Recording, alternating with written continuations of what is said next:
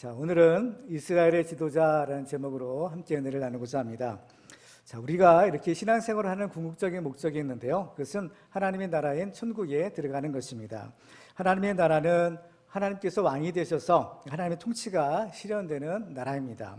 근데 이 하나님의 나라는 우리가 죽어서만 가는 것이 아니라 이 세상에서도 우리가 천국의 축복을 누릴 수 있다라고 주님이 말씀하셨습니다. 성경을 보면 바로 이러한 삶을 살았던 대표적인 사람이 있는데요. 그 사람의 이름은 바로 에녹입니다. 이 에녹에 대한 성경의 기록을 보면요, 창세기 5장에서 이렇게 기록하고 있습니다. 에녹은 65세에 무드셀레를 낳았고 무드셀레를 낳은 후 300년을 하나님과 동행하며 자녀들을 낳았으며 그는 365세를 살았더라. 에녹이 하나님과 동행하더니 하나님이 그를 데려가심으로 세상에 있지 아니하였더라. 정말 이 에녹은 이 세상에서도 하나님과 동행하는 천국의 삶을 살았을 뿐만 아니라 죽음을 보지 않고 하나님 나라에 들어간 사람이라고 여겨집니다. 또 엘리야 같은 경우도 마찬가지였죠. 엘리야도 죽음 보지 않고 불 수레를 타고 이제 승천한 그러한 증거를 우리가 성경을 통해서 확인해 볼 수 있습니다. 여러분들은 어떤가요? 날마다 이렇게 주님과 동행하는 천국의 삶을 누리고 계신가요? 우리도 이 에녹과 같은 삶을 살 수 있다면 우리 얼마나 참 좋겠습니까? 근데 하나님께서는 바로 우리들에게 이 에녹과 같은 축복을 주시려고 바로 독생자 예수 그리스도를 우리에게 보내주셨습니다. 마태복음 1장에 보면 보라 처녀가 잉태하여 아들을 낳을 것이요 그 이름은 임마누엘이라 하라 하셨으니 이를 번역한즉 하나님이 우리와 함께 계시다 함이라. 바로 임마누엘의 축복, 하나님 우리와 함께 하시는 축복, 곧 이것이 천국의 축복입니다. 바로 이것이 또한 예수님의 약속이기도 하죠. 마태복음 28장에 보면 내가 너에게 분부한 모든 것을 가르쳐 지키게 하라. 볼지어다 내가 세상 끝날까지 너희와 항상 함께 있으리라 라고 약속하셨습니다. 그래서 우리가 이 예수님을 믿고 그 예수님과 동행하는 삶이야말로 하나님의 나라, 이 천국의 삶을 우리가 누릴 수 있는 비결이다라고 볼 수 있습니다. 자, 오늘 본문에 속한 이 사무엘상 9장은 우리들에게 이 하나님의 나라를 회복할 수 있는 그런 비결을 가르쳐주고 있습니다. 우리는 이전 시간에 하나님 나라가 회복될 수 있는 비결들을 살펴보았죠. 첫 번째로 우리는 하나님이 주신 축복을 믿음으로 받아야 한다라는 것이었고, 두 번째로는 하나님이 주신 사명에 죽도록 충성해야 된다라는 것이었어요. 세 번째로는 우리는 하나님을 만나는 축복을 받아야 된다라고 우리가 지난 시간에 살펴봤습니다. 오늘은 네 번째 시간으로서 우리에게 하나님 나라가 회복되기 위해서는 하나님과 바른 관계를 맺어야 한다라는 주제를 살펴보도록 하겠습니다. 특별히 오늘 본문에는 하나님과 그 하나님의 백성들이 어떠한 관계를 맺어야 되는지에 대한 가르침이 기록되어 있습니다. 오늘 말씀을 통해서 우리도 이 하나님과 바른 관계를 맺어서 날마다 주님과 동행하며 하나님 나라의 축복을 누리는 이런 복의 근원들이 다 되시기를 주님의 이름으로 축원합니다. 자, 오늘 본문의 말씀을 통해서 우리는 하나님과 바른 관계를 맺기 위한 두 가지 비결을 살펴보고 또 함께 은혜를 나누고자 합니다. 첫 번째로 우리가 하나님과 바른 관계를 맺기 위해서는 하나님을 우리의 왕으로 모시고 섬겨야 합니다. 하나님께서는 우리를 사랑하셔서 또 우리를 하나님의 백성으로 삼아주셨다라고 성경은 증거합니다. 자, 오늘 본문인 사무엘상 9장 16절 말씀을 보시겠습니다.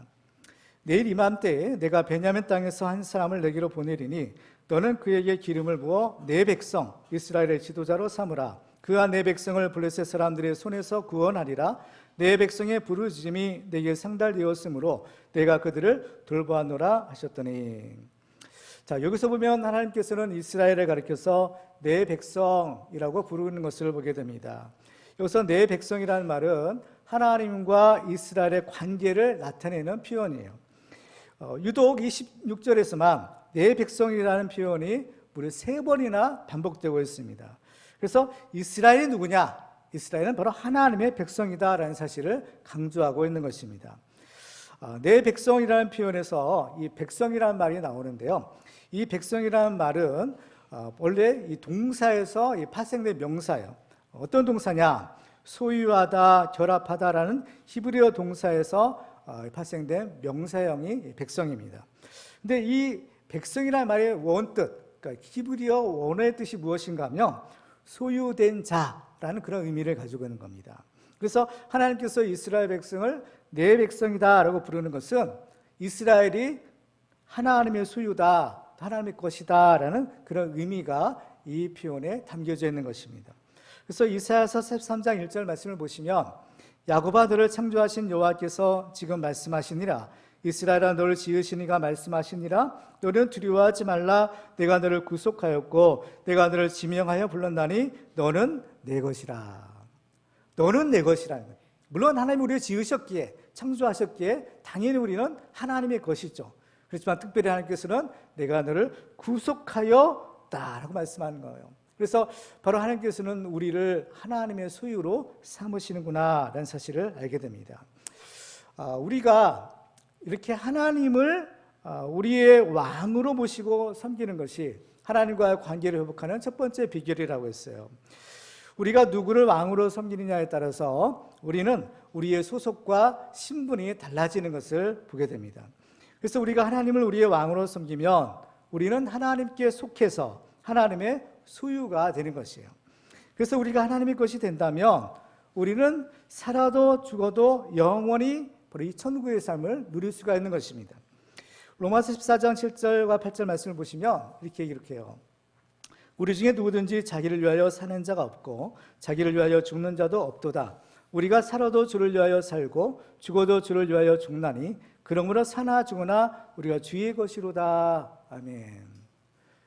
물론 우리가 살아서만 주의 것이 아니라 죽어도 우리는 주의 것이다라는 거예요. 살든지 죽든지 우리는 변함없는 주의 것이다 라고 말씀합니다.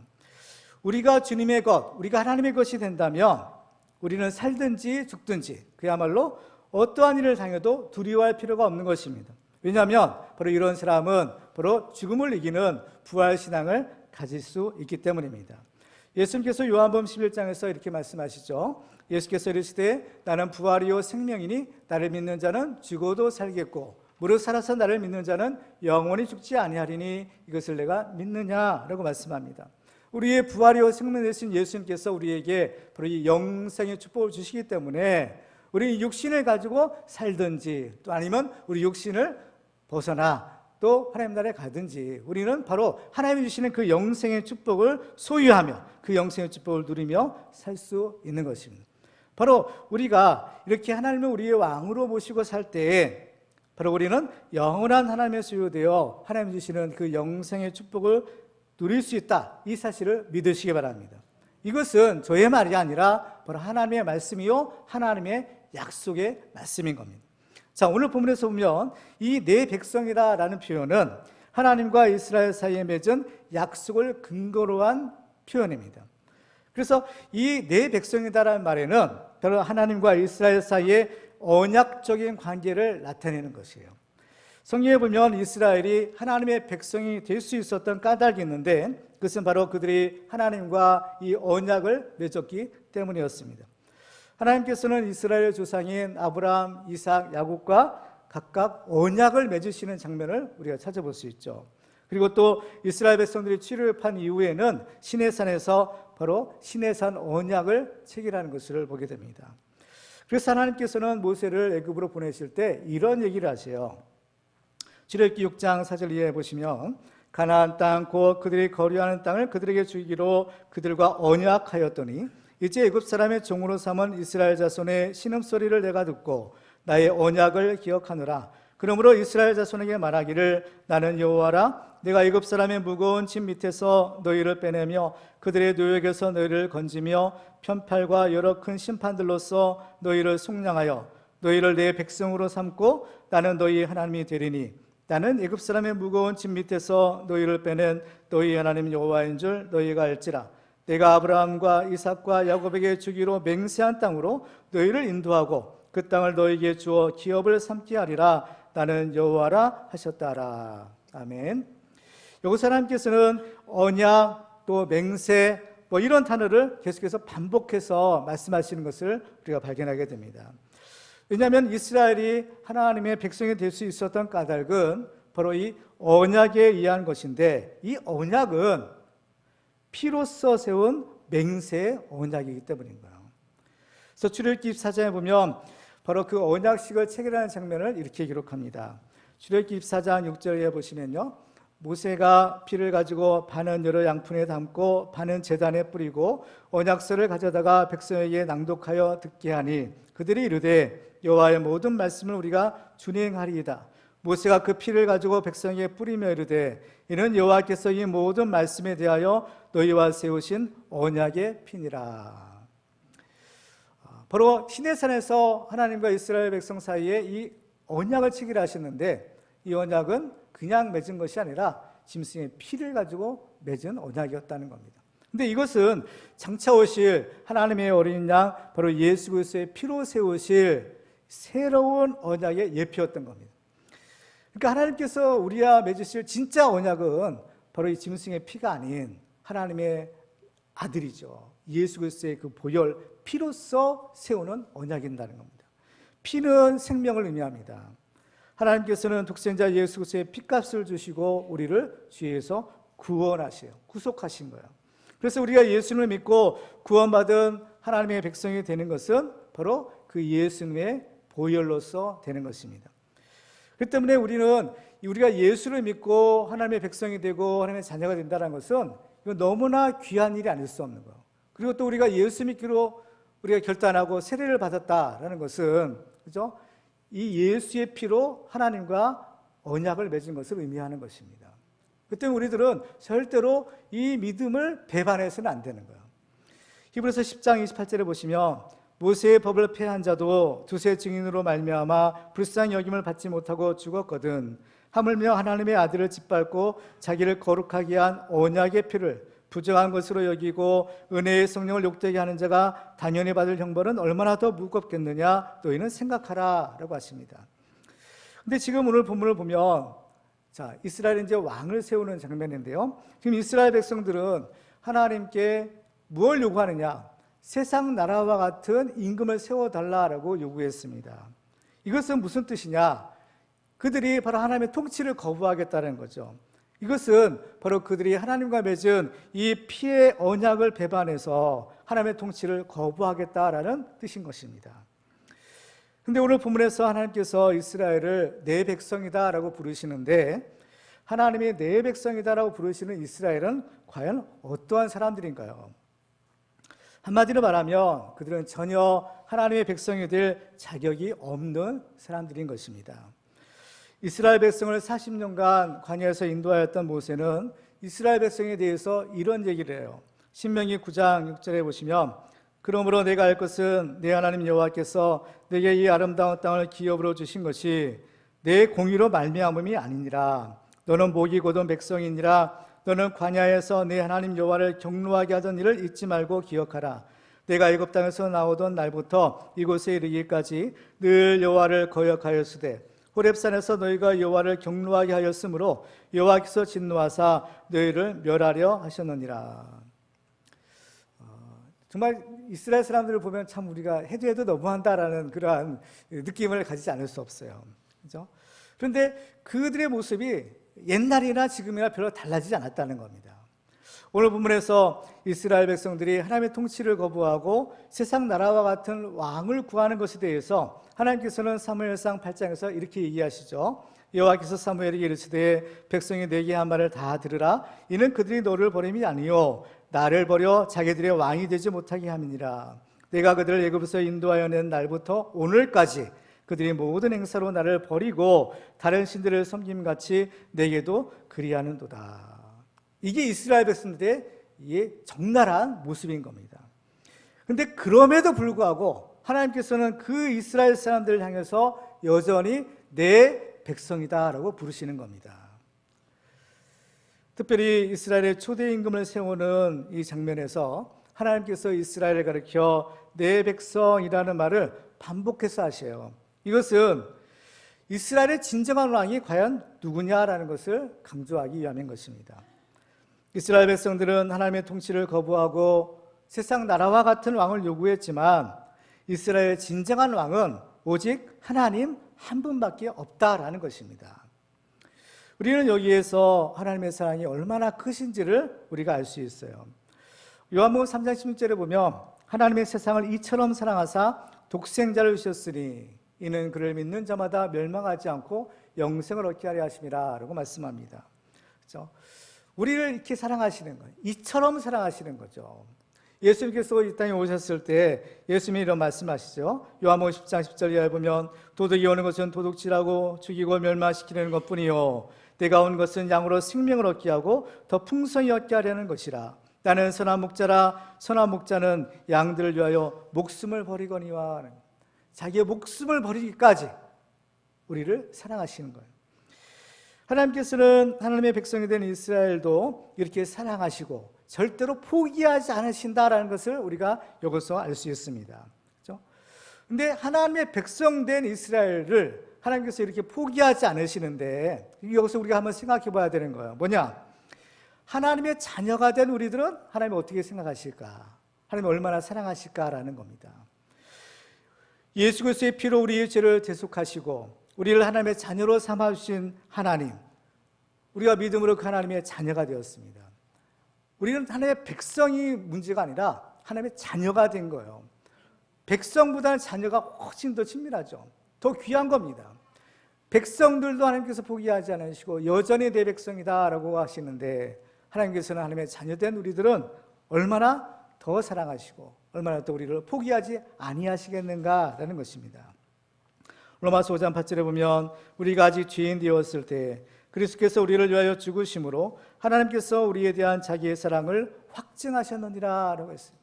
언제요? 우리가 아직 죄인 되었을 때라는 겁니다. 죄인 되었을 때, 죄로 인해서 하나님과 심지어 원수 되었을 그때 주님께서 우리를 위하여 죽어주신 거예요. 이게 바로 하나님의 사랑의 증거인 겁니다. 그 때문에 이스라엘 백성들은 참 왕이신 그 하나님을 버리고 바로 엉뚱한 세상 나라와 같은 임금을 구했어요. 때로는 우리가 구하는 것도 이와 같이 어리석은 것이 될 때가 참 있습니다. 그때 우리들은 이 세상에 이러한 헛된 것을 구하는 것이 아니라 오직 하나님만을 우리의 왕으로 모시고 섬기는 삶을 살아야 될 줄로 믿습니다. 성경을 보면 이스라엘 백성들은 이렇게 하나님의 통치를 거부하고 세상 나라와 같은 왕을 구합니다. 그런데 만일 그들이 원하는 대로, 그들이 요구하는 대로 그런 왕이 이스라엘에 세워진다면 과연 어떻게 될까요? 그렇게 된다면 하나님과 이스라엘 백성 사이에 맺은 그 언약이 파기되는 거죠. 그래서 하나님과 이스라엘은 아무런 상관이 없는 그러한 남남이 되어버리고 마는 겁니다. 그렇지만 하나님은 신실하신 분이시기 때문에 그 언약의 당사자인 이스라엘이 그 언약을 지키든지 아니하든지 상관없이 하나님 자신은 그 언약을 반드시 지키시는 분이다라는 것입니다. 오늘 본문에서도 우리는 그 언약을 신실하게 지키시는 하나님의 모습을 발견할 수 있는 것입니다. 자, 오늘 본 16절 말씀을 보시겠습니다. 내일 이맘때에 내가 베냐민 땅에서 한 사람을 내게로 보내리니 너는 그에게 기름을 부어 내 백성 이스라엘의 지도자로 삼으라. 그가 내 백성을 블레셋 사람들의 손에서 구원하리라. 내 백성의 부르짖음이 내게 상달되었으므로 내가 그들을 돌보았노라 하셨더니. 자, 여기서 보면 하나님께서 사무엘에게 사울에게 기름을 부어서 그로 하여금 이스라엘의 지도자로 삼으라 라고 하시는 겁니다. 근데 우리가 이 말씀을 좀 주의 있게 살펴볼 필요가 있어요. 그건 무엇인가 하면 지금 이스라엘 백성들은 하나님께 자기들의 왕을 세워달라고 요구했죠. 그런데 하나님께서 세우시는 사람은 어떤 사람인가요? 왕이 아닌 거예요. 왕이 아니라 누구예요? 이스라엘의 지도자라는 겁니다. 그러면 왕과 지도자는 과연 무슨 차이가 있느냐라는 거예요. 왕은 일종의 주권을 가진 사람을 말하는 거예요. 그래서 소유자, 그죠? 그런데 이 지도자라는 것은 일종의 그 왕의 대리인, 쉽게 말하면 이제 목자, 뭐 이런 겁니다. 그러니까 이 하나님의 백성은 누구의 것이냐? 하나님의 것이라고 했어요. 그 하나님의 소유된 하나님의 백성을 어때요? 하나님을 대신해서 다스리는 사람, 그것이 바로 이스라엘 지도자라는 겁니다. 오늘 본문에서 이 지도자라는 단어가 나오는데 이 단어의 원어는 나기드라는 그러한 히브리어예요. 근데 이 말의 뜻은 동사에서 유래됐는데 어떤 동사냐면 눈에 잘 띄게 두다, 또 돌출하다라는 동사에서 나온 명사형이 바로 이 지도자라는 겁니다. 그러니까 이 지도자라는 의미는 사람들 가운데서 눈에 잘 띄어서 일반 백성들이 보고 따라가는 사람, 이것이 원어의 지도자의 의미인 거예요. 그러니까 본래 이스라엘의 왕은 누구라고 했어요? 하나님이시죠. 이스라엘 유일하신 왕은 하나님이 한 분밖에 없는 겁니다. 그런데 그 하나님은 사람의 눈에 보여요, 안 보여요? 안 보이는 거예요. 그래서 하나님께서는 바로 사람들의 눈에 보일 수 있는 지도자를 세우시는 겁니다. 그래서 지도자의 뜻이 뭐예요? 사람들 눈에 잘 띄는 사람이라고 했죠. 그래서 사람들은 어때요? 누구만 봐요? 볼 수 있어요? 하나님이 세우신 지도자만 볼 수 있는 거예요. 그 지도자의 너머에 계신 바로 영이신 하나님은 볼 수가 없어요. 그렇기 때문에 이스라엘의 지도자는 굉장히 중요한 사명이 있는데, 그것은 바로 그 자신이 먼저 하나님의 말씀대로 순종해야 한다라는 겁니다. 그래서 그 삶의 모범, 그 모델이 돼야 되는 거예요. 그래서 그 모델을 보고 이제 이스라엘 백성들을 하나님을 섬기는데 이렇게 잘 인도해야 되는 사람, 그것이 바로 이 지도자의 중요한 사명이었던 것입니다. 그래서 성경에 보면 이스라엘 지도자에게 요구되는 가장 중요한 덕목 한 가지가 있어요. 그게 뭐냐면은 하나님의 말씀에 대한 순종인 겁니다. 그 자신이, 지도자 자신이 하나님의 말씀에 순종하는 본을 백성들에게 보여야 되는 거예요. 그래야만 일반 백성들이 그 지도자를 보고 저렇게 하나님을 섬기는 것이구나 라는 것을 배울 수가 있고 하나님을 잘 섬길 수가 있는 것입니다. 만일 지도자가 하나님의 말씀에 순종하지 않는다면 그것은 이제 지도자의 자격을 상실하게 되는 거죠. 그 때문에 사람들 앞에서는 여전히 왕이고 또 여전히 지도자일지 모르지만 하나님 앞에서는 그 지도자의 자격을 상실하게 되는 것입니다. 이제 나중에 보면 이 사울이 하나님의 말씀에 불순종하죠. 교만해서 하나님의 말씀을 듣지 않아요. 그런데 사울은 여전히 왕이었죠. 사울이 이스라엘을 40년을 다스립니다. 사울이 왕이 되자마자 호타락해서 어때요? 하나님의 말씀에 불순종하죠. 그러니까 하나님께서 탄식하셔요. 그래서 내가 이 사울을 왕을 세운 것을 후회한다라고 하실 정도로 이 사울은 이미 하나님의 버림을 받게 됩니다. 그럼에도 불구하고 사울은 여전히 이스라엘 왕으로서 이스라엘 다스려요. 그렇지만 실질적으로 명목은 사울이 왕이지만 실질적으로는 어때요? 이스라엘의 왕이 될 수 없는 거예요. 실질적으로는 이스라엘 지도자가 누굽니까? 다윗이 되는 거죠. 오늘 본문에 보면 이스라엘 지도의 사명이 무엇인지를 명확하게 알 수 있는 말씀이 있습니다. 자, 16절 말씀을 다시 한번 보시면요. 내일 이맘때에 내가 베냐민 땅에서 한 사람을 내게로 보내리니 너는 그에게 기름을 부어 내 백성 이스라엘의 지도자로 삼으라. 그가 내 백성을 블레셋 사람들의 손에서 구원하리라. 자, 여기서 보면 하나님이 사울을 지도자로 삼으시는 목적이 있죠. 그가 내 백성을 블레셋 사람들의 손에서 구원하리라 라는 겁니다. 하나님께서 이스라엘 백성들에게 지도자를 세워주시는 이유는 그들을 사랑하셔서 그들을 구원하기 원하셨기 때문입니다. 이것은요, 구약시대뿐만 아니라 신약시대도 마찬가지인 겁니다. 로마서 1장 1절에 보면 바울이 이런 얘기를 하죠. 예수 그리스도의 종 바울은 사도로 부르심을 받아 하나님의 복음을 위하여 택정함을 입었으니 라고 말합니다. 바울이 하나님의 복음을 위하여 택하심을 받았다라는 겁니다. 하나님의 복음을 증언하는 자로 하나님의 택하심을 받고 복음 증거자로 세움을 받은 거죠. 근데 특별히 바울이 무엇을 위해서요? 하나님의 복음을 위해서 택정함을 받았다는 겁니다. 이 복음을 위해서. 왜 복음을 위해서냐? 이게 이 구약 시대에 하나님께서 사울을 지도에 세우신 목적과 일치하는 건데, 이 복음이라는 것은 바로 죽을 사람을 죄에서 구원하시는 하나님의 능력이기 때문인 거예요. 로마서 1장 16절에 보면 내가 복음을 부끄러워하지 아니하노니 이 복음은 모든 믿는 자에게 구원을 주시는 하나님의 능력이 됨이라 라고 했어요. 모든 믿는 자에게 구원을 주시는 하나님의 능력, 이것이 바로 복음이고 이 복음을 위하여 바울이 하나님으로부터 택정함을 받았다라고 말하는 겁니다.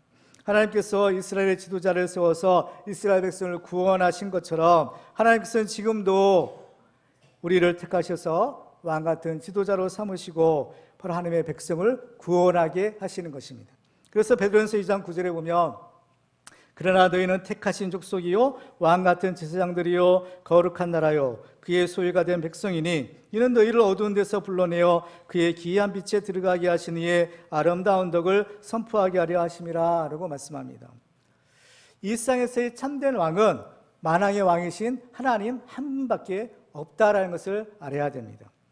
그 하나님을 섬기는 사람이 바로 하나님의 백성이 되고 하나님의 자녀가 되어서 하나님 앞에 왕 같은 신앙으로서 쓰임받고 세상을 구원하는 하나님의 도구가 될 수가 있는 것입니다. 그래서 다니엘서 12장 3절에 보면 지혜 있는 자는 궁창의 빛과 같이 빛날 것이요 많은 사람을 옳은 대로 돌아오게 한 자는 별과 같이 영원토록 빛나리라 라고 하시요. 바로 이것이 바로 이 복음을 전하기 위하여 택정함을 메운 우리 성도들이 주시는 하나님의 축복인 것입니다. 그래서 우리 모두는 하나님만을 우리의 왕으로 섬겨서 왕 같은 지장으로서 많은 사람들을 구원하는 이런 축복의 주인공들 되시기를 주님의 이름으로 축원합니다. 두 번째로 이제 우리가 하나님과 바른 관계를 맺기 위해서는 우리가 겸손하게 하나님의 말씀에 순종하는 종이 되어야 합니다. 자, 하나님을 자기의 왕으로 섬기는 사람은 이제 자연히 이제 그 하나님의 종이 되는 것입니다. 근데 우리가 이 하나님의 종이 되기 위해서는 제일 중요한 조건이 한 가지가 있는데 그것은 바로 하나님의 말씀에 순종하는 것이죠. 이 하나님의 말씀에 순종하는 것을 성경은 뭐라고 부르느냐? 겸손이라고 부르는 겁니다. 왜냐하면 하나님과 우리의 관계는 바로 왕과 백성의 관계, 또 주인과 종의 관계예요. 그렇기 때문에 주인과 종의 관계에서 말은 누가 하는 거죠? 주인이 하는 거죠. 명령을 내리는 거잖아요. 그러니까 주인이 말하고, 그러니까 하나님이 말씀하시고, 또 이 하나님의 종된 우리는 어때요? 그 말씀을 듣고 그 말씀에 순종하는 삶을 사는 것입니다. 오늘 본문에 보면 하나님께서 사무엘에게 하나님의 계획을 알려주세요. 하나님께서 우리 사람에게 자신을 계시해 주시는데 그 계시의 방법은 여러 가지다라는 사실을 알게 되죠. 그래서 어떤 사람에게는 꿈과 이상과 같은 것으로 하나님의 계시를 주시지만 오늘 본문에 나와 있는 이 사무엘은요, 하나님께서 직접 말씀하셔서 그 계시를 주시는 것을 보게 됩니다. 오늘 본문 15절에 보시면 이렇게 기록하죠. 사울이 오기 전날에 여호와께서 사무엘에게 알게 하여 이르시되. 자, 하나님께서 사무엘에게 알게 하셨다는 거예요. 여기서 알게 하여라는 말이 있는데요, 이 말의 뜻은 비밀을 누설하다 또는 어떤 감추어진 계획을 발표하다 이런 뜻을 가지고 있는 단어인 겁니다. 알게 한다는 것이 감추어진 것, 비밀을 알려주신다는 거죠. 근데 특별히 이 사무엘에게 알게 하셨다는 거예요. 근데 이 사무엘에게라는 말에 히브리어 원어를 이렇게 보면요, 우리말에는 그냥 사무엘에게 알게 했다라고 했는데 히브리어 원어 성경을 보면 사무엘의 귀에게 알게 했다라고 해요. 귀에게라는 말이 있는 겁니다, 원래는. 그러니까 하나님께서는 이 사무엘의 귀를 여시고 그 하나님의 비밀을 알려주셨다라는 것이에요. 성경을 보면 예수님께서 어떤 중요한 말씀을 하실 때 들을 귀 있는 자는 들으라라는 말씀을 하시는 것을 보게 됩니다. 들을 귀가 있어야 된다는 거예요. 하나님의 말씀을 들을 귀.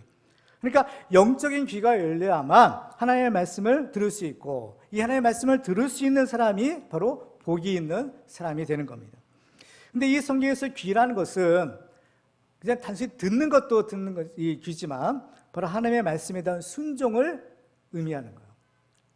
그렇기 때문에 우리들은 이 하나님의 말씀을 듣고 또 하나님의 뜻을 분별하여서 그 뜻대로 순종하는 삶을 사는 것, 이것이 바로 하나님을 왕으로 모시고 하나님의 종된 삶을 사는 것이구나라는 것을 알 수 있는 겁니다. 하나님은 사무엘에게 직접 말씀으로 계시하셔서 하나님의 뜻을 알려주셨다라고 했어요. 근데 이 하나님의 말씀을 들을 때 필요한 것이 있어요. 그 뭐냐? 하나님의 말씀을 내가 순종하겠다라는 그 겸손한 마음의 자세인 겁니다. 앞부분에 보면 하나님이 사무엘을 부르시는 장면이 있죠. 사무엘 어렸을 때 성전에서 하나님께서 사무엘을 사무엘아 사무엘아 부르세요. 처음에는 그것을 알아듣지 못했다고 했죠. 하나님의 음성인지를 몰랐다고 한 거예요. 그래서 엘리사장이 그에게 하나님의 음성 듣는 법을 가르쳐 주었다라고 했습니다. 그때 엘리사장은 사무엘에게 여호와여 말씀하옵소서 주의 종이 듣겠나이다 이 말을 하라는 거예요. 그래서 사무엘이 엘리사장이 가르쳐준 대로 하나님이 또 부르셨을 때 말씀하옵소서 주의 종이 듣겠나이다 라고 하니까 이제 그때야 이 하나님의 말씀이 들려졌던 겁니다. 그래서 그때부터 이 사무엘이 하나님의 선지자로서 일을 하게 된 거죠. 우리도 우리의 귀를 열어 하나님의 말씀을 들어야 되는데 이 하나님의 말씀을 듣기 위해서는 사무엘처럼 바로 하나님의 말씀에 순종하겠다라는 이러한 겸손한 마음을 먼저 가져야 한다는 겁니다. 이 마음이 없으면 하나님이 아무리 말씀을 주셔도 순종하지 않는데 그 사람에게 무슨 유익이 되고 무슨 소용이 있겠어요? 하나님의 말씀을 주셨으면 그 말씀을 내가 순종하겠습니다라는 이러한 마음이 있어야만 그 말씀이 그에게 유익이 되고 복이 되고 또 능력이 될 수 있는 것입니다. 오늘 보면 우리가 이 하나님의 말씀에 순종해야 하는 이유를 우리에게 가르쳐주고 있어요. 15절 말씀을 자세히 보시면 사월이 오기 전날에 라고 하고 있습니다. 그렇죠? 사월이 오기 전날에 여호와께서 사무엘에게 알게 하셨다라는 거죠. 그러니까 하나님께서는 사무엘에게 장차 될 일을 미리 알려주신 거예요. 그래서 16절에도 보시면 내일 이맘때에 내가 베냐민 땅에서 한 사람을 내게로 보내리니 너는 그에게 기름을 부어 내 백성 이스라엘 지도자로 삼으라 라고 말씀하는 겁니다. 내일 이맘때, 그거 지금 아직 이루어지지 않는 거예요. 그러니까 장래에 이루어질 일을 하나님께서 사무엘에게 미리 알려주시고 지시하시는 겁니다. 성경을 보면 하나님께서 사울을 이스라엘 지도자로 삼으시기 위해서 아주 세밀한 계획을 세우시고 또 친히 그 걸음을 인도하셨다라는 사실을 알게 돼요. 얼핏 보면 그냥 우연히 일어난 일처럼 보여도 우리가 이 영적인 눈을 열어서 보면 우리에게 일어나는 모든 일들은 우연은 없고 오직 하나님의 섭리와 필요만이 있을 뿐인 겁니다. 예수님께서는 마태복음 10장 29절 이하에서 이렇게 말씀하시죠. 참새 2마리가 한 나사레온에 팔리지 않느냐? 그러나 너희 아버지께서 허락하지 아니하시면 그 하나도 땅에 떨어지지 아니하리라. 너희에게는 머리털까지 다 세신 바 되었나니 두려워하지 말라. 너희는 많은 참새보다 귀하니라. 참새는 어떤가요? 미물이죠. 뭐 있으나 없으나 우리와는 별 상관이 없는 미물입니다. 근데 그 미물조차, 그 참새 한 마리조차 땅에 떨어지는 거, 그것도 하나님의 허락이 없으면 안 된다. 이게 뭐예요? 하나님의 주권 아래에 있다. 하나님의 섭리 안에 있다는 거예요. 그러니까 이 하물며 이 하찮은 이 참새 한 마리조차도 하나님이 다 어때요? 그를 돌보시는 거예요. 그런데 하물며 너희일까 보냐? 하나님은 우리를 얼마나 사랑하세요? 우리를 하나님의 백성, 하나님의 자녀로 삼으시고 우리를 돌보시는 겁니다. 그래서 어떻게 해요? 오늘 말씀처럼 바로 우리의 머리칼까지도 다 세고 계시다는 거예요. 그만큼 우리 삶은 철저한 하나님의 섭리 가운데 있다라는 것을 우리에게 가르쳐주는 것입니다. 그렇기 때문에 우리들은 우리 인간의 생사화복이나 인류의 역사는 오직 만왕의 왕 대신 하나님의 뜻대로 이루어진다라는 사실을 알고 믿어야 될 줄로 믿습니다. 다니엘서에 보면 바벨론에 느부갓네살 왕이 있어요. 그 느부갓네살 왕이 여러 가지 고난을 겪은 다음에 마침내 깨달은 사실이 있는데 그걸 이렇게 다니엘서 4장에서 보면 이렇게 고백하고 있어요. 그 기한이 참에 나 느부갓네살이 하늘 우러러 보았더니 네 총명이 다시 내게로 돌아온지라. 이에 내가 지극히 높으신 이에게 감사하며 영생하시는 이를 찬양하고 경배하였나니 그 권세는 영원한 권세요 그 나라는 대대에 이르리로다.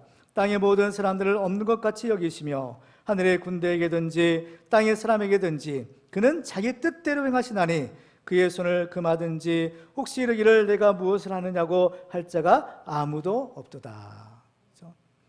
그러니까 모든 주권은 다 하나님께 있는 거죠. 세상에 모든 왕들이 있는데 그 왕들 위에 왕이 바로 하늘에 계신 우리가 믿는 하나님이신 겁니다. 오늘 본문에서도 이 사울을 이스라엘 지도자로 세우시는 것은 전적인 하나님의 뜻에 의한 것이었다라는 사실을 알게 돼요. 이것은 사울 자신이 왕이 되겠다고 원해서 된 것도 아니고 또 사무엘 선지자가 이 사람은 왕이 될 만하다라고 해서 세운 것도 아니라는 겁니다. 이것은 오직 하나님의 뜻에 의한, 하나님의 주권에 의한 것이다라는 거죠. 하나님께서는 우리 인간에게 자유의지를 주셔서 우리 스스로 생각하고 판단하고 결정을 내릴 수 있는 은혜를 주셨어요. 그렇지만은 하나님께서는 이 모든 것을 합력하여 선을 이루게 하심으로써 결국 마침내는 하나님의 뜻이 이루어지도록 하시는 겁니다. 이 하나님의 섭리인 거예요. 우리는 이 사실을 믿어야 합니다. 하나님께서는 우리로 하여금 그 사실을 믿도록 하기 위하여 분명한 증거를 주시죠. 무조건 믿으라고 하지 않으세요. 하나님께서 우리가 그 하나님을 믿을 수 있는 확실한 증거를 우리에게 보여주시는 겁니다. 그러면 어떠한 증거를 주실까? 그 증거는 바로 하나님의 말씀이 반드시 이루어진다, 성취된다라는 증거를 주시는 거예요. 그래서 하나님께서는 어떤 일을 하기 전에 반드시 먼저 미리 말씀하세요. 그리고 그 말씀하신 것이 그대로 성취되도록 하신다는 겁니다. 아모스 3장 7절에 보시면 주 여호와께서는 자기의 비밀을 그종 선지자들에게 보이지 아니하시고는 결코 행하심이 없으리라 라고 말씀합니다. 창세기서에 보면 하나님께서 소돔과 고모라 성을 이제 멸하시죠. 심판하시는 겁니다. 근데 그 전에 아브라함에게 이 사실을 미리 알려주시죠. 창세기 18장 17절에 보시면 여호와께서 이르시되 내가 하려는 것을 아브라함에게 숨기겠느냐라는 알려주시는 거예요. 그래서 결국 이 소돔과 고모라는 하나님의 말씀하신 대로 심판을 받아 멸망을 당합니다. 그래서 우리가 이 성경을 이렇게 쭉 읽어보면요, 하나님이 역사하시는 어떤 그 법칙까지는 아니더라도 어떤 원리를 발견하게 돼요. 그게 뭐냐? 바로 예언과 성취라는 바로 이런 중요한 두 가지 그러한 구도가 있다라는 겁니다. 그러니까 하나님께서는 먼저 말씀하시는 거예요. 예언이요. 그리고 나서 그 예언을 이루시는, 성취하시는 분이신 겁니다. 우리는 이스라엘 역사를 통해서 하나님께서는 그가 하신 모든 말씀을 반드시 이루셨다라는 사실을 알게 돼요. 그렇죠? 이스라엘 역사가 증거하잖아요. 그리고 예수님께서도 마태복음 5장에서 이렇게 말씀합니다. 진실로 너희에게 이르노니 천지가 없어지기 전에는 율법의 1.1획도 결코 없어지지 아니하고 다 이루리라는 거예요. 1.1획도 없어지지 않는다는 거예요. 다 이룬다는 거죠. 그 때문에 우리는 이 하나님을 믿고 또 하나님의 모든 말씀을 믿을 수 있고 또 믿어야만 하는 것입니다. 그 때문에 형통한 삶을 살려고 하는 사람은 반드시 이 하나님의 뜻을 분별해서 그 뜻대로 순종하는 것이죠. 왜? 모든 것은 하나님의 약속대로 하나님의 말씀대로 뜻대로 다 이루어지기 때문에 그 하나님의 뜻을 분별하고 그 뜻대로 순종하면 어때요? 형통한 삶을 살 수 있는 것입니다. 그 때문에 우리는 바로 매사에 하나님께 묻고 또 기도해야 되는 거예요. 우리가 하나님께 기도하면 하나님은 반드시 우리의 기도에 응답해 주시는 겁니다. 오늘 본문에서도 하나님께서는 뭐라고 하세요? 이스라엘 지도자를 세우실 때 내 백성의 부르짖음이 내게 상달되었으므로 내가 그들을 돌보았다라고 말씀하시잖아요. 그러니까 이스라엘의 지도자를 세우시는 것이 이스라엘 백성들의 그 부르짖음, 그 기도에 대한 응답이다라는 것이에요. 그 때문에 우리들은 바로 이 하나님의 뜻을 구하는 것, 이게 굉장히 중요한 겁니다. 그래서 하나님이 사용하시는 사람은, 그러니까 하나님이 세우신 지도자들, 또 우리 같은 하나님의 종들은 다 하나님께 먼저 기도해야 하는 겁니다. 이 기도가 참 중요한 거예요. 그래서 하나님이 쓰시는 사람, 하나님의 사람인 이 다윗이 있어요. 이 다윗이 어떻게 보면 많은 전쟁을 치르죠. 그 중요한 전쟁이에요. 죽느냐 사느냐는 생명이 왔다 갔다 하는 중요한 전쟁을 치를 때 다윗은 하나님께 기도합니다. 사무엘하 5장 19절에 보시면 다윗이 여호와께 여쭈어 이르되 내가 블레셋 사람에게로 올라가리이까 여호와께서 그들을 내 손에 넘기시겠나이까 하니 여호와께서 다윗에게 말씀하시되 올라가라 내가 반드시 블레셋 사람을 내 손에 넘기리라 하신지라. 다시 기도했다는 겁니다. 물었어요. 블레셋과 싸우러 갈까요 말까요? 하나님이 가라는 거예요. 내가 블레셋 사람을 내 손에 넘겼다는 겁니다. 그렇죠?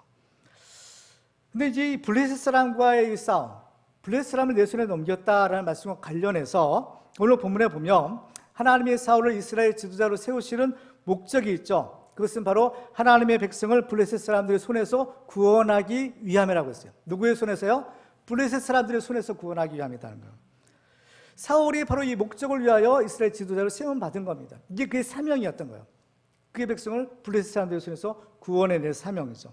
그런데 사울은 나중에 보면 어떻게 교만해지죠. 교만해서 하나님의 말씀에 불순종해요. 그런데 그 결과가 어떻게 됐느냐. 사울은 본래 하나님 주신 사명에 의하면 블레셋 사람들을 물리쳐야 돼요. 블레셋 사람들을 죽이고 바로 그 압제받는 이스라엘 백성들을 구원해야 돼요. 그런데 이 사울이 교만해서 하나님의 말씀에 불순종하니까 오히려 자기가 죽여야 될 그 블레셋 사람들의 손에 의해서 자기 자신이 죽임을 당하는 그런 아주 비참한 결말을 맞이했던 겁니다. 잠언 3장 5절에 보면 너는 마음을 다하여 여호와를 신뢰하고 내 명체를 의지하지 말라. 너는 범사의 그를 인정하라. 그러면 내 길을 지도하시리라 라고 하세요. 하나님께서는 겸손하게 하나님의 말씀에 순종하는 사람을 통해서 하나님의 뜻을 이루시는 것을 볼 수가 있는 것입니다. 그래서 이 오늘 본문에 나와 있는 이 사울은요, 하나의 모델 같은 사람인 거예요. 이게 무슨 모델이냐? 우리가 하나님 앞에 겸손하고 하나님의 말씀에 순종하고자 하면 하나님께서 얼마나 우리를 높여주시고 얼마나 축복해 주시는가. 또 이와 반대로 우리가 교만해서 하나님의 말씀에 불순종하게 되면 반드시 망한다라는 그러한 샘플과 같은 사람이 바로 사울인 겁니다. 오늘 본문에 나오는 사울은 처음에는 아주 겸손한 사람이었다라는 것을 알 수가 있어요. 사무엘이 사울을 만났을 때 그가 이스라엘 왕이 될 것을 암시하는 말을 하죠. 그때 사울이 이런 얘기를 해요. 사무엘 오늘 보면 21절 말씀을 보시면 사울이 대답하여 이르되 나는 이스라엘 지파의 가장 작은 지파 베냐민 사람이 아니니까 또 나의 가족은 베냐민 지파 모든 가족 중에 가장 미약하지 아니하니까 당신이 어찌하여 내게 이같이 말씀하시나이까. 너 이제 앞으로 왕이 될 거다. 사무엘이 이렇게 얘기를 하니까 어때요? 이 사울은 어때요? 나는 그럴 만한 사람이 안 됩니다. 난 가장 작은 사람입니다. 이스라엘 왕은 어때요? 이스라엘 백성들 중에서 최고로 높은 사람이잖아요. 최고로 높은 사람. 근데 나는 최고로 낮은 미약한 사람에 불과합니다. 근데 나 같은 사람이 어떻게 최고로 높은 그 이스라엘 지도자가 될 수 있겠습니까? 나는 못합니다. 어떻게 사울이 겸손함인 겁니다. 그렇죠? 그런데 이렇게 겸손하니까 하나님이 이 사울을 어때요? 높여주시는 거예요. 그리고 모든 좋은 것을 주신다라는 것을 알 수 있어요. 자, 사울이 이렇게 대답할 때 오늘 22절 이하에 보시면 이렇게 기록합니다. 사무엘이 사울과 그의 사울을 인도하여 깃실로 들어가서 정한 자 중 상석에 앉게 하였는데 객은 30명가량이었더라. 사무엘이 유리인에게 이르되 내가 내게 주며 내게 두라고 말한 그 부분을 가져오라. 유리인이 넓적다리와 그것에 붙은 것을 가져다가 사울 앞에 놓는지라. 사무엘이 이르되 브라이는 두었던 것이니 네 앞에 놓고 먹으라. 내가 백성을 청할 때부터 너를 위하여 이것을 두고 이때를 기다리게 하였느니라. 그날에 사울이 사무엘과 함께 먹으니라. 자, 이 사울이 이렇게 겸손하니까 사무엘이 이를 높여줘요. 그러니까 이 사울을 상석에 앉겠다는 거예요. 최고 높은 자리죠. 그리고 그에게 가장 좋은 음식을 제공한 겁니다. 이것은 이 사울이 겸손하면 하나님께서 그를 최고로 높여주신다라는 것을 알게 하게 하는 거예요. 교훈을 주는 겁니다. 그리고 하나님께서는 겸손한 자에게 은혜를 주신다고 했어요. 그래서 겸손한 자에게 하나님께서는 축복을 주시는 겁니다. 교만하면 하나님 주신 은혜를 받을 수가 없어요. 겸손해야만 하나님 주신 은혜를 받을 수 있는 겁니다. 그런데 이 겸손한 자에게 주신 하나님의 축복이 있어요. 오늘 보면 사울처럼 높은 자리에도 앉게 해주시고 가장 좋은 음식도 주시지만 이것보다 더 좋은 최고의 축복이 있는데 그 축복이 무엇인가 하면 바로 하나님의 말씀의 축복인 것입니다. 오늘 보면 마지막 절에 보면 사무엘이 사울과 헤어질 때 이렇게 얘기를 하죠. 성읍 끝에 이름에 사무엘이 사울에게 이르되 사환에게 우리를 앞서게 하라 하니라. 사환이 앞서감으로 또 이르되 너는 이제 잠깐 서 있으라. 내가 하나님의 말씀을 내게 들려주리라. 뭘 줘요? 하나님의 말씀을 들려주겠다는 겁니다. 이 말씀은 어떤 말씀인가요? 하나님께서 너 사울을 이스라엘의 왕으로 지도자로 세워주겠다라는 축복의 말씀인 겁니다. 하나님은 이 말씀의 축복을 누구에게 주시느냐? 겸손한 자에게 주시는 겁니다. 사실 이 겸손한 자에게는 하나님이 정말 최고의 축복을 주시는 겁니다. 그 증거가 물론 오늘 본문에 나오는 사울도 사울이지만 사울과 함께 또 한 사람이 등장하죠. 사무엘 선지자인 겁니다. 자, 이 사무엘 선지자는 하나님의 여러 계시를 주실 때 특별히 직접 말씀하여서 그 계시를 주신 선지자라고 했어요. 그런데 오늘 본문에 보면 최고의 축복이 뭐예요? 말씀의 축복이라고 했죠. 그 사무엘 선지자에게 이렇게 하나님께서 최고 귀한 말씀의 계시, 말씀의 축복을 주신 이유가 있는데 그것이 바로 사무엘이 겸손한 사람이기 때문인 겁니다. 오늘 본문에 보면 이 사무엘이 얼마나 겸손한 사람인가라는 것을 우리가 알 수 있어요. 오늘 본문에 보면 사무엘이 사울에게 최고의 자리를 양보합니다. 그리고 또 자기가 받을 몫을 바로 이 사울에게 주죠. 이것은 본래 이 지금 이 장면에서 보면 그 상석이죠. 최고 높은 자리는 누가 앉아야 될 자리예요? 사무엘 선지자가 앉을 자리예요.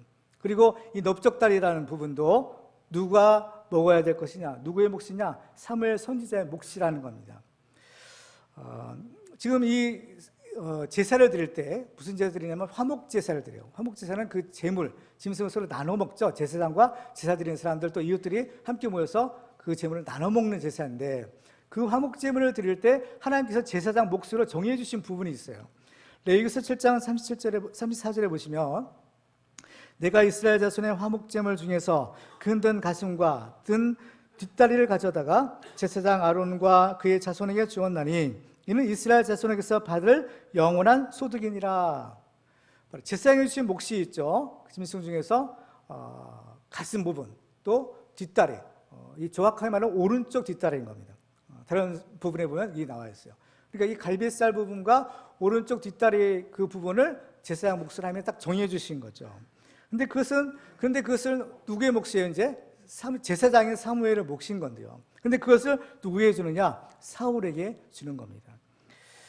사실 사무엘 선지자가 이것을 이 사울에게 줄 의무는 없어요. 저도 그만, 안 줘도 그만인 거죠. 왜냐하면 사실 지금 이 사울이 이 최고 높은 자리에 앉고 최고 좋은 음식을 먹고, 이것은 사무엘이 그 사울을 왕같이 지금 대우하는 거예요. 지금 근데 사울은 아직 왕이 아니에요. 왕이 아닌 겁니다. 그 때문에 설령 왕이 된다 할지라도, 지금 당장 왕이 날지라도 어쩌면 사무엘이 자기 몫을 사울에게 줄 필요는 없는 거예요. 의무는 없는 겁니다. 그럼에도 불구하고 이 사무엘은 사울에게 모든 것을 다 양보해요. 모든 좋은 자리, 좋은 거 다 양보합니다. 그죠? 왜냐? 하나님의 뜻을 알았기 때문인 거예요. 하나님께서 이 사울을 이스라엘 지도자로 삼으신다, 하나님의 이 계획을 알았죠. 그 때문에 하나님의 뜻에 순종하여 그 사울을 아직 왕은 아니지만 왕처럼 지금 대우해 주는 겁니다. 그리고 이것은 사무엘의 겸손이죠. 이것이, 그죠? 겸손함. 얼마든지 자기가 앉을 수도 있고 자기가 차지할 수 있어요. 그렇지만 그건 겸손해서 바로 그 하나님이 세우신 지도자에 대한 존경, 그렇게 겸손한 모습을 보이는 것. 그리고 또 여기에는 사무엘 선지자가 얼마나 이스라엘을 사랑했는가라는 것을 우리가 알 수 있는 것. 사실 사무엘 선지자가 사울을 이렇게 존대한 까닭이 있어요. 그게 뭐냐? 하나님께서 이 사울을 이스라엘의 지도자로 삼으실 것을 아셨기 때문인 겁니다. 이스라엘 지도자. 사무엘은 이스라엘 백성들을 사랑했던 사람이에요. 비록 배신은 많이 느꼈죠. 배신감은. 그죠? 지도자인 이스라엘 엄연한 사사였던 그 사무엘을 버리고 다른 지도자를 구하는 이스라엘 백성들, 사무엘은 매우 섭섭했을 거라고 생각이 됩니다. 인간적인 감정이 왜 없겠어요? 그럼에도 불구하고 사무엘은 그 이스라엘 백성들을 사랑했던 거예요. 사랑하는 이스라엘 백성들을 위해서 일해야 될 이 사울, 하나님께서 이스라엘 지도자를 세우실 그 사울, 당신이 사랑하는 그 이스라엘 백성을 위해서 수고해 주시오. 바로 이러한 의미로 바로 이 사무엘은 자기의 몫을 사울에게 양보한 겁니다. 왜요?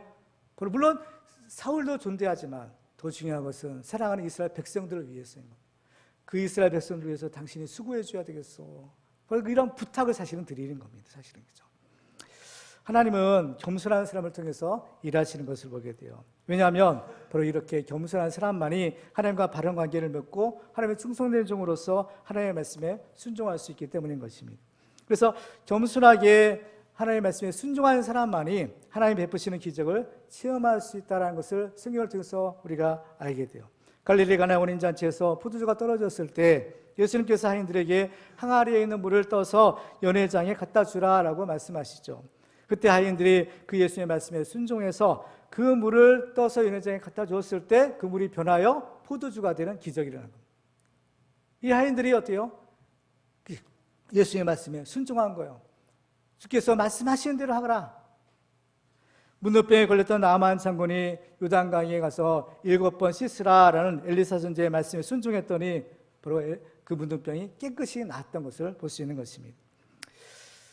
이처럼 하나님의 기적은 겸손하게 하나님의 말씀에 순종하는 사람이 체험할 수 있다는 사실을 알게 돼요.